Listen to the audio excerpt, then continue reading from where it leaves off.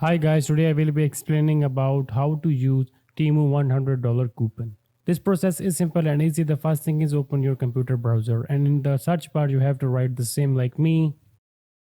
After writing, search for it and on the second number you can see the website. Just tap on this website.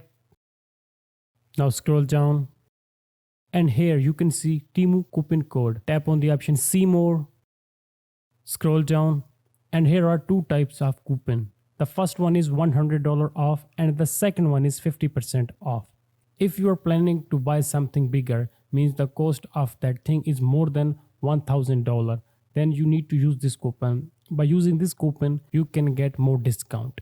But like I said, I will use $100 coupon, so that's why I am tapping on this option show coupon and tap on this option unlock code.